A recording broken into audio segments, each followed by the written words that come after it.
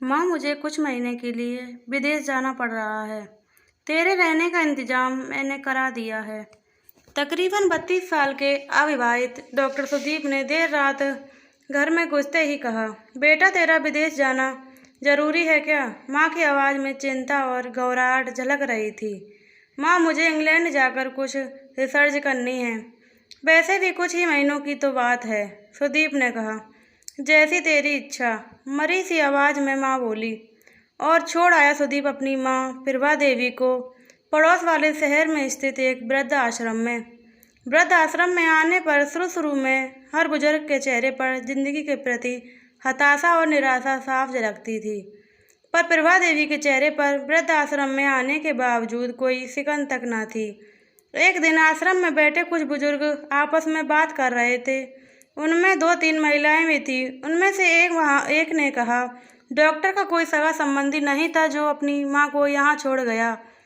तो वहाँ बैठी एक महिला बोली, प्रभा देवी के पति की मौत जवानी में ही हो गई। तब सुदीप कुल 4 साल का था।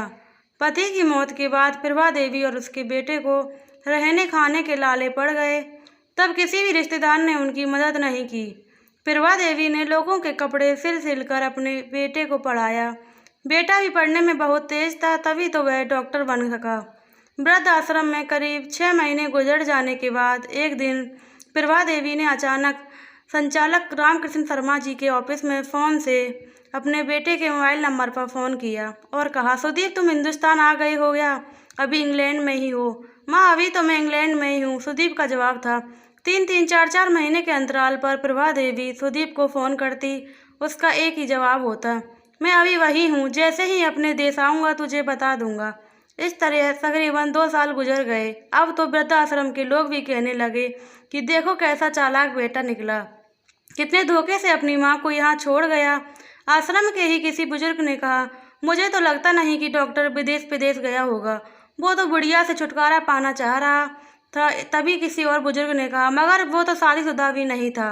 अरे होगी कोई उसकी गर्लफ्रेंड जिसने कहा होगा पहले माँ के रहने का अलग इंतजाम करो, तभी मैं तुमसे शादी करूँगी। 2 साल आश्रम में रहने के बाद अब प्रभा देवी को भी अपनी नियति का पता चल गया।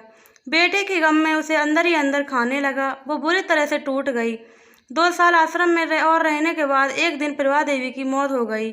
उसकी मौत पर आश्रम के लोगों ने आश्रम के संचालक शर्मा जी से कहा, इसकी मौत की खबर इसके बेटे को तो दे दो। हमें लगता है नहीं कि वो विदेश में होगा, वो होगा यहीं कहीं अपने देश में। इसके बेटे को मैं कैसे खबर करूं? उसे मरे तो 3 साल हो गए। शर्मा जी की बात सुनकर वहां पर उपस्थित लोग सनका खा गए। उनमें से एक बोला, अगर उसे मरे 3 साल हो गए तो प्रभा देवी से मोबाइल पर कौन बात करता? वो मोबाइल तो मेरे पास में जिसमें उसके बेटे की रिकॉर्डेड आवाज़ है। शर्मा जी बोले, पर ऐसा क्यों? किसी ने पूछा। तब शर्मा जी बोले कि करीब 4 साल पहले जब सुदीप अपनी माँ को यहाँ छोड़ने आया तो उसने मुझसे कहा, शर्मा जी मुझे ब्लड कैंसर हो गया है और डॉक्टर होने के नाते मैं अच्छी तरह जानता हूँ कि इसकी आखिरी स्टेज में मुझे बहुत तकलीफ होगी। मेरे मुंह और मसूड़े से आदि से खून भी आएगा। मेरी यह तकलीफ मेरी माँ ना देखी जा सकती। वो जीते जी मर जाएगी। मुझे तो मरना ही है, पर मैं नहीं चाहता कि मेरे कारण मेरे से पहले मेरी माँ मरे। मेरे मरने के बाद 2 कमरों का हमारा छोटा सा फ्लैट और जो भी घर का सामान आती है वो मैं आश्रम को दान कर दूंगा। यह दास्तां सुनकर वहाँ उपस्थित लोगों की आंखें जलजला आई। प्रभा देवी का अंतिम संस्कार आश्रम के ही एक हिस्से में कर दिया गया। उसके अंतिम संस्कार में शर्मा जी ने आश्रम में रहने वाले बुजुर्गों के परिवार वालों को भी बुलाया। माँ बेटे की अनमोल और अटूट प्यार की दास्तां ही अक्सर था कि कुछ बेटे अपने बूढ़े माँ बाप को वापस अपने घर ले गए। प्लीज़ दोस्तों, वीडियो अच्छी लगे चैनल सब्सक्राइब करो, लाइक करो, कमेंट करो।